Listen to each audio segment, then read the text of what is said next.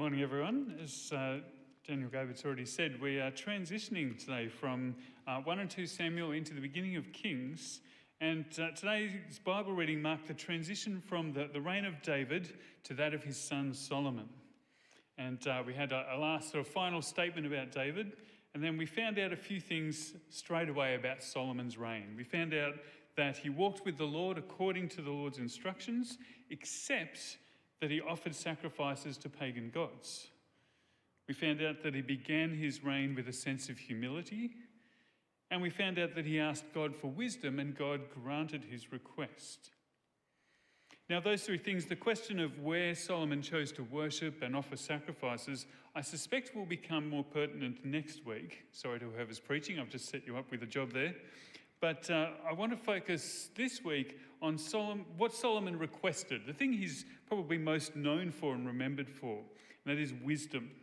We're going to take a little bit of a detour from our narrative and explore this idea of wisdom, asking three questions, essentially. What is it? What is wisdom? Where does it come from? And how do we grow it? Now, I did ponder whether preaching about wisdom was a wise thing to do. It puts me in an interesting position. You can be the judge, and we'll see how we go at the end. I also realised as I was preaching to the 8 o'clock service that I knew I had, but it became evident to me as I preached that I've drawn heavily on two of my favourite Bible teachers, Tim Keller and Mark Sayers. And if you want to play your own little game of bingo throughout the sermon, you'll notice how many times I quote one or the other of them, and you can see how many you can get. If someone calls out bingo randomly, at least I know you're with me. But let's dive into this idea of wisdom. And we'll begin with the first question. What is it? What is wisdom? Well, one of the challenges is that it seems wisdom is hard to define, or at least I found it hard to define. I was slightly reassured, although it wasn't helpful, when an article in Psychology Today suggested this. Wisdom, it says, is one of those qualities that is difficult to define. Great. It goes on, because it encompasses so much, but which people generally recognise when they encounter it.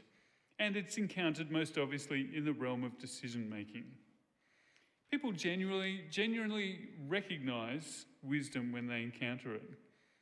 I think that's true. We do recognise wisdom when we see it.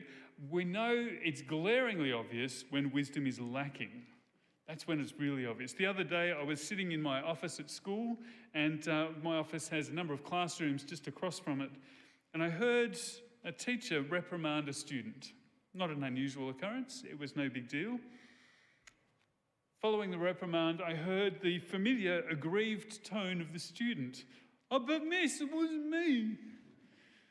And they proceeded to attempt to argue their case for quite a while. And it was immediately evident that this was not a wise decision on the part of that student. It was never going to go well for them. And without going into details, let's just say that the rest of that lesson was probably not a pleasant experience for that student as they continued to argue and received the response that you would expect. Wisdom in this instance was definitely lacking, and it was very easy to recognise. We've all seen moments when wisdom was conspicuously absent. In fact, I think there's almost a universal facial expression for it. It's not the one on the screen, although that's not a bad one. But I think that the expression that you see on people's faces when they observe that moment of a lack of wisdom, it starts with a tightening of the brow. Then there's the pursing of the lips, the sharp intake of breath, and that gentle shake of the head in sympathy. It's not going to go well. That's what a lack of wisdom looks like. So great, we know what wisdom isn't. We can recognise it when it's missing. But what exactly is wisdom? Well, let's go the traditional route. Let's look up a definition. So I went for the Cambridge Dictionary. Good source. It defines wisdom as the ability to use your knowledge and experience to make good decisions and judgments.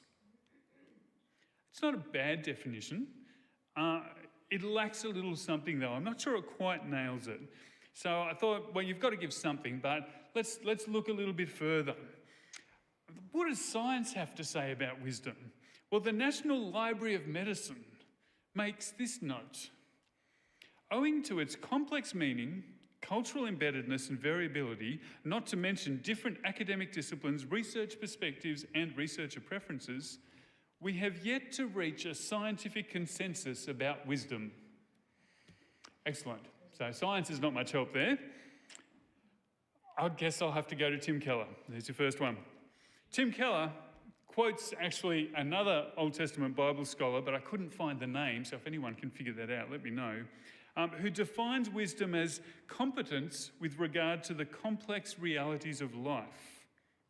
And then he describes it as it's knowing what the right thing to do is in the majority of life situations where the moral rules don't apply. It's those moments when a decision has to be made, but there's no clear rule to help you make that decision.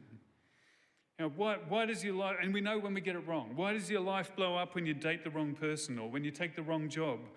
Often it's because you made a choice that wasn't competent with regard to life's realities. You overestimated this, you underestimated that, you didn't understand this, you made a poor choice. The Bible is helpful, but not entirely helpful. It doesn't specifically define wisdom. It does describe it in many ways, though, or at least the results of it. Take James chapter 3, we read, "Who is wise and understanding among you? Let them show it by their good life, by deeds done in humility that comes from wisdom. The wisdom that comes from heaven is first of all pure, then peace-loving, considerate, submissive, full of mercy and good fruit, impartial and sincere." Not a bad checklist, but I'm still struggling to define wisdom. Interestingly, the Bible often personifies wisdom as a woman. And we heard that in the reading from Proverbs today. Wisdom was described as a woman preparing a feast in her home and then inviting all those to come in and join with her. It's an interesting picture. Mark Sayers, there's bingo number 2, Mark Sayers has this to make about this kind of personification of wisdom in this particular passage. He says, now think about this. This is an ancient world context. You're going to a woman's house. You don't go to a woman's house that you're not related to. You don't go to a young, attractive woman's house that you're not related to, particularly one who's laying out a sumptuous feast of food, who's preparing meat which you're only able to afford at the moments of banquet. You don't do that unless there's some kind of sexual overtone to the story. Wisdom is desirable. You notice the seductress of foolishness on the street because she's over-accessorized. But as soon as you kiss her, her poison is set. But the woman of wisdom has a deeper kind of beauty going on. She's not just going to fall for your simple one-liner. You have to pursue her, you have to court her, you have to win her. We'll come back to that idea of wisdom personified as a woman. It's interesting to note, I think, that while the Bible personifies wisdom as a beautiful woman, our modern culture often personifies wisdom in equally beautiful characters such as Yoda, terribly early, Gandalf, maybe he's more your type, or the kind of vague Buddha type figure. Very attractive set of figures to personify wisdom. Now, I don't want to dwell on this point. I suspect there's a PhD in there somewhere for how that transition happened from wisdom as the beautiful woman to wisdom as that. I don't know. I'll leave that for you to figure out. When Solomon asks for wisdom, it's in the context of governing his people. He says, your servant is here among the people you've chosen, a great people too numerous to count or number. So give your servant a discerning heart to govern your people and to distinguish between right and wrong. For who is able to govern this great people of yours? And we see the wisdom that he's granted on display later in that chapter. Although we didn't read this part, let me tell you now the story because it illustrates some important points about wisdom. If we're trying to figure out what wisdom is, this is how Solomon illustrates wisdom. This is the incident. Some of you will know it. It's very well known. 2 women came before the king with a grave dispute. Both had recently given birth. But during the night, one woman's baby tragically died. And in her grief, She switched the babies, placing the lifeless child beside the other woman. The next morning, the second woman awoke to find the dead child at her side, but upon closer inspection, realised it wasn't her baby. Both women claimed the living child was theirs, and they argued fiercely before the king. And so to settle the matter, the king called for a sword and declared, "Cut the living child in two and give half to each woman." Now immediately the real mother, filled with love for her child, cried out, "Please, give her the baby, just don't kill him." The other woman, however, coldly agreed to the decision. The king then announced his judgment. "Give the living child to the first woman. She is the true mother." And when the people of Israel heard this, they marvelled at the king's wisdom, recognising that it was a gift from God to administer justice. We learn a few things about wisdom in that story. Tim Keller points out that Solomon needed wisdom in this matter because the laws were no help. The rules offered little guidance. There was nothing to distinguish which mother would be the better mother for the child. They were both, in fact, if you read the passage, they're both described as prostitutes. They're both women of poor means, probably. It's not clear which one would be better equipped to raise the child. There was no witnesses to corroborate either story. So all the king had to go on was the word of each woman. The rules didn't help. And it's in these times that we most need wisdom, when faced with a choice where the rules won't help us answer it. Questions like, what career should I pursue? What job should I take? Should I marry this person? Which school is best for my kids? Where should I live? There are often plenty of answers, but it's hard to determine which the right answer is without wisdom. These are the moments we need wisdom. So I'm not sure that we've defined it exactly, but we've hopefully got a sense of what wisdom is and where we need it. So where does it come from? Let's ask the next question. Where does wisdom come from? I've got a few thoughts on this. A few suggestions of where we often look for wisdom in the modern era. And I think sometimes we confuse knowledge and wisdom because we have access to plenty of knowledge. I think one of the places we go to for wisdom is social media or Google. We often rely on these platforms for wisdom as much as knowledge. We type in a question. I tried this. I typed in the question, who should I marry? And I typed it into Google just to see. It's all right. It didn't just pop up and say Helen. I could have figured that out. But it gave me all sorts of quizzes and articles and heaps of advice about the question of who I should marry. I thought, well, that's interesting. There's lots of wisdom there, apparently. And then I started typing in the next one. I deleted that and said, all right, what should I... And you know how Google has this beautiful thing where it just auto-fills based on what most people in the world have Googled. And so you can see on the screen there, when I said, what should I, there's clearly people are going to Google for wisdom. What should I do? What should I look for in a partner? What should I do with my life? What should I do, God? They've confused who they're asking there, I think. I'm not sure. But we go to Google for wisdom or social media or whatever online thing it is. I'm not sure. We probably all know, we probably all say that maybe that's not the best source of wisdom.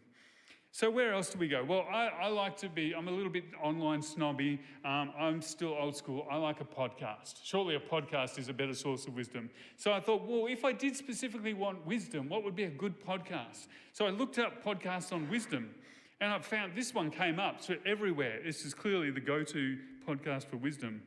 It's called Modern Wisdom with Chris Williamson. Fantastic. So if you need wisdom, there's a podcast for you. Just in case you're wondering, I'll give you a bit of background. I thought, well, who is this guy, Chris? Is he qualified to give me wisdom? This is his intro, his little bio. He says, hello, people. I'm Chris. I'm a podcaster, a YouTuber, and a club promoter. Currently learning out loud with guidance from the most interesting people on the planet. And there's someone I want to learn wisdom from. That's great. Just if you're interested too, the latest episode is titled The New Science of Why Men and Women Cheat. So he's tackling the big questions. The episode before that was another question. It was titled 317 Miles, Breaking the Longest Non-Stop Swim Record. So he's really tackling all the big questions I've been struggling with in life. So I'm not sure podcast is a great option to look for wisdom. We kind of know that. There's an interesting kind of contradiction that goes on where we used to look to older people for wisdom. And many of us would still kind of have a sense that there's something in that we look to older people for wisdom. But we have this kind of contrast with the way Western culture views older people. And we've lost our perspective a little bit. Mark Sayers offers a particularly scathing critique of this. He says, we live in a culture which is youth-obsessed. If we cherish youth, we try to hold on to it and fear ageing. But in our obsession with youth, in our temples, our Westfields, our idols are not Babylonian gods. They're perfectly sculpted mannequins pressed into permanent youth. We kind of know that age perhaps brings wisdom, but we don't really like to deal with aging, and so we'd rather keep our focus on youth. It's a weird kind of place to be. Along with the kind of age thing, we have a sense that experience brings wisdom. Even despite our obsession with youth, we do kind of feel like if you've got a bit of experience, you've probably got a bit of wisdom to offer. But we all know that there's some limitations to that. There is a truth in that, for sure. But experience, while it can produce wisdom, doesn't guarantee it. Let me give you an illustration and hopefully you'll be able to make the jump. We have 2 golden retrievers. Some of you have met them. They're lovely dogs. The oldest is about 11 years old. She has never been allowed on the couch. For the whole 11 years of her life, she's never been allowed over the couch. For 11 years, she has experienced being yelled at, pushed, shoved, and thrown off the couch whenever she tries to climb off it. And yet for 11 years, she has continued daily to try and get on the couch. Proverbs 26:11, a lovely, lovely proverb, says, like a dog that returns to its vomit, a fool does the same foolish things again and again. If you'll excuse the dog illustration, we've all known people who seem to just keep repeating the same mistakes in life over and over again. Maybe we've been that person. Experience can produce wisdom, but it is no guarantee. So we can't look to social media or Google, we can't look to podcasts, we may be able to look to older people, we may be able to draw on experience. Where are we reliably going to find wisdom? Well, where does Solomon look for wisdom? Let's ground ourselves back in the passage. Where does Solomon look for wisdom? Well, he asks for it in humility. These are his words, "But I am only a little child and do not know how to carry out my duties. So give your servant a discerning heart to govern your people and to distinguish between right and wrong." Proverbs 1:7, written by Solomon probably, says, "The fear of the Lord is the beginning of wisdom." The fear of the Lord is beginning of wisdom. How do we get wisdom? We ask for it. The Bible teaches that the fear of the Lord is the beginning of wisdom. But the question that we need to ask then is, who or what is your Lord? Because if anything other than the Lord himself is the true king of your life, then the wisdom you operate on is ultimately foolishness. If your social platform, if Google, if your podcasts are the Lord of your life, then the wisdom that you glean from them is probably going to end up as foolishness. In the Old Testament, particularly in the book of Proverbs, the Hebrew word most often used for wisdom implies training, discipline, coming under authority. There's no such thing as wisdom without submitting to something, serving something, dedicating yourself to it with devotion. I noted earlier that the Bible personifies wisdom as a beautiful woman. And further to that, the language of wisdom that we find in the book of Proverbs and elsewhere is a language of romance, of pursuit, of relationship, and of intimacy. There's a scene in the book called The Shack. There's a movie as well of it, where the main character, Mac, has a conversation with Sophia, who is the personification of God's wisdom in the book. And she challenges him to see beyond his own limited understanding and to trust in the wisdom that comes from a relationship with God. Wisdom isn't just about acquiring knowledge, but is deeply connected to our relationship with God. The words of Mark say to pursue wisdom is to submit to something other than your own preferences. To pursue wisdom is to pursue her at her pace, not yours. You can't cheat this. The person who wants wisdom must offer their devotion and their deepest loyalty to something other than themselves. The fear of the Lord is the beginning of wisdom. Wisdom is competence with regard to the realities of life. Where do you get wisdom? The answer in some ways is simple. The Bible says you can get wisdom by courting it like a lover. In the Bible, wisdom's described as someone who must be pursued and courted. Wisdom's a character trait that needs to be developed over time through dedication, service, devotion, and love. You must pursue it like you pursue a lover. But the most important thing to remember is that wisdom is ultimately relational. It's developed by pursuing a relationship with God. James chapter 1 says, if any of you lacks wisdom, you should ask God, who gives generously to all without finding fault, and it will be given to you. So where does that leave us in our rambling exploration of wisdom? Well, as we reflect on Solomon's request for wisdom, we see a man who understood his limitations and the gravity of the task before him. He could have asked for wealth, power, or long life, but instead he asked for a discerning heart to lead his people. And this request pleased God, who not only granted Solomon wisdom, but also blessed him with the things he didn't ask for. What does that mean for us? Solomon's story teaches us that true wisdom begins with humility, a recognition that we don't have all the answers and that we need God's guidance in every aspect of our lives. It also reminds us that wisdom is not merely about making good decisions. It's about aligning our hearts and minds with God's will.